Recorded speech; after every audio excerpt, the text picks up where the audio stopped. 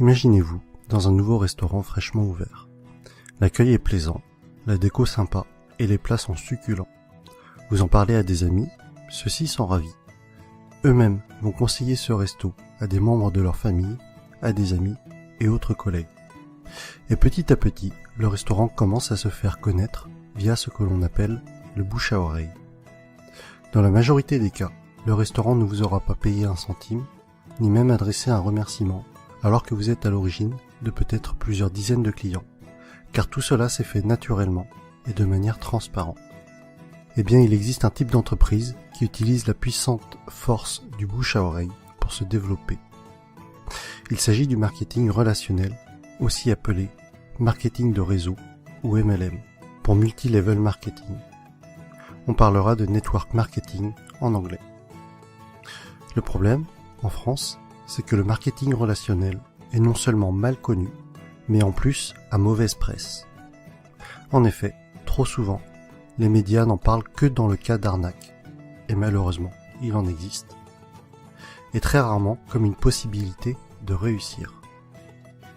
Les médias, pour attirer de l'audience, doivent faire dans le scandale, dans ce qui choque.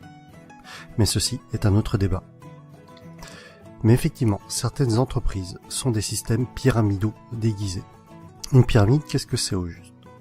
Je vous invite à cliquer sur cette vidéo pour découvrir une animation très bien faite expliquant ce qu'est une pyramide de Ponzi. En résumé, non seulement c'est une arnaque, mais c'est aussi illégal. Le système est basé sur la promesse de faire de miraculeux retours sur investissement, juste avec de l'argent que tout nouvel entrant va apporter. Autrement dit, l'argent des nouveaux paye le bénéfice des anciens. Et si, à un moment donné, les entrants ne sont pas assez nombreux, eh bien la pyramide s'écroule, car les anciens ne perçoivent plus d'argent. Ce qui est important à comprendre est que lorsque vous entrez dans une entreprise de marketing relationnel, vous êtes avant tout le distributeur d'un produit réel, le représentant d'une marque. Sans produit, ou avec un produit fictif, on rentre alors dans un système pyramidal. D'autre part, dans une pyramide, les anciens sont forcément plus riches que les nouveaux. Dans le MLM, même si plus vous rentrez tôt, plus vous êtes avantagé, cela ne garantit pas du tout votre succès. Un nouveau filleul peut très bien mieux développer son affaire et faire mieux que son parent. Ainsi, dans une entreprise de marketing relationnel, tout le monde est au même stade au début, mais plus elle va grossir et plus elle va avoir d'impact et être puissante. C'est vraiment la force du réseau qui fait qu'une MLM est puissante. Et Robert Kiyosaki insiste vraiment sur ce point dans le livre « L'entreprise du 21e siècle ». Le pouvoir n'est pas dans le produit, mais dans le réseau. Pour en revenir à ce que l'on évoquait au début de la vidéo, le bouche à oreille est le principal véhicule de communication d'une société de marketing relationnel, si bien qu'il n'y a pas ou peu de publicité. Et ce budget pub, qui est souvent faramineux pour les grandes entreprises, est reversé aux distributeurs et ou consacré à l'amélioration du produit, qui en général est excellent. Lorsque vous vous lancez dans le MLM, vous êtes parrainé par une personne, et ensuite c'est comme si vous étiez votre propre patron et que vous aviez créé votre entreprise.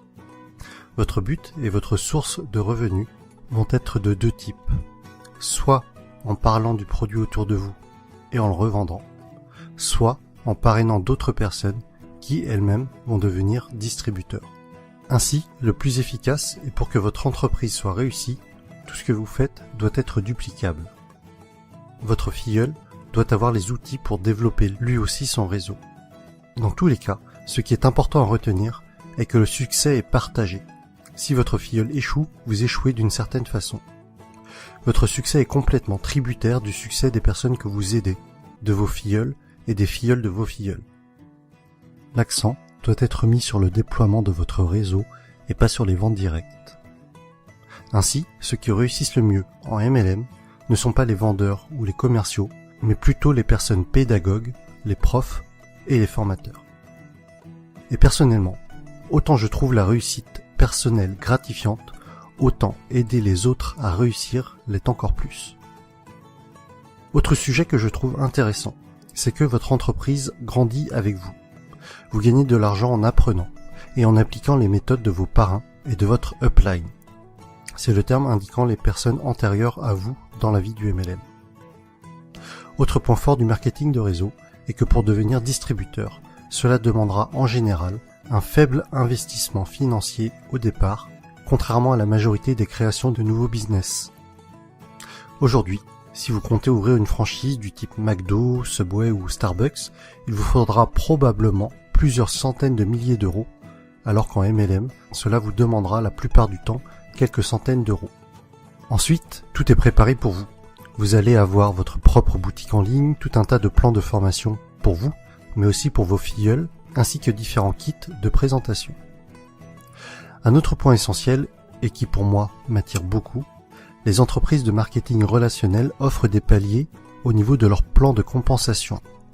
Pour être plus précis, à partir d'un certain nombre de filleuls, et sans compter les éventuelles primes bonus, vous allez toucher un revenu résiduel, encore appelé revenu hors exploitation, c'est-à-dire un revenu passif. Les bonnes MLM sont donc de formidables véhicules vers l'indépendance financière de fait de ce revenu passif engendré par le parrainage d'autres personnes. Je rajoute que les MLM sont un type d'entreprise qui a une croissance des plus fulgurantes à l'échelle mondiale ces dernières années. Aux USA, ça a vraiment explosé depuis les années 90. Et avec Internet, c'est encore plus facile d'augmenter son réseau qu'auparavant. De plus, c'est une activité que l'on peut tout à fait démarrer sur notre temps libre pour un revenu complémentaire au début. Il faudra alors se déclarer en auto-entrepreneur avec le statut de VDI, c'est-à-dire vendeur à domicile indépendant. J'insiste tout de même sur le fait de bien vérifier un certain nombre de points avant de vous engager dans une entreprise de marketing relationnel afin de ne pas tomber sur une pyramide Ponzi déguisée.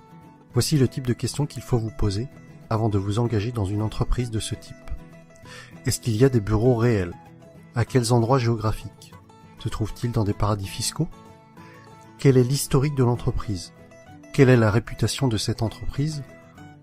Quels sont les avis d'autres personnes sur celle-ci? En conclusion, et si vous avez suivi mon défi personnel, je pense que vous commencez à comprendre pourquoi est-ce que ce type d'entreprise m'intéresse fortement. Travailler pour ses propres rêves et non pas ceux de quelqu'un d'autre. La possibilité d'avoir des revenus passifs avec cet objectif d'indépendance financière. Partager le succès. Vous savez, à la base, ma chaîne YouTube est quand même le partage des bonnes pratiques, d'idées inspirantes. Alors si en réussissant dans un domaine, j'arrive à aider d'autres personnes à réussir également, alors j'en serais sincèrement ravi. Autre point que l'on avait évoqué, c'était de gagner de l'argent tout en apprenant. Le message que j'y vois derrière cela est celui que Jim Rohn a souvent répété, que plus vous vous développerez personnellement, plus cela attirera le succès. Et enfin, des horaires libres. Cela signifie que je pourrais aller chercher ma fille à l'école. Et voilà pour cette vidéo sur le marketing relationnel. J'espère que le public francophone comprendra mieux ce qu'est le MLM avec cette vidéo. Pour ma part, il y a quelques mois encore, je dois vous avouer que je faisais partie des personnes qui rejetaient le sujet, ne comprenant pas en quoi cela consistait, et sûrement aussi parce que je ne voulais pas comprendre, et que je gardais en tête ce que les médias véhiculaient. Mais que ce soit Jim Rohn, Tony Robbins, Les Brown, c'est-à-dire tous les motivational speakers que je suis régulièrement, mettent en avant ce type d'entreprise.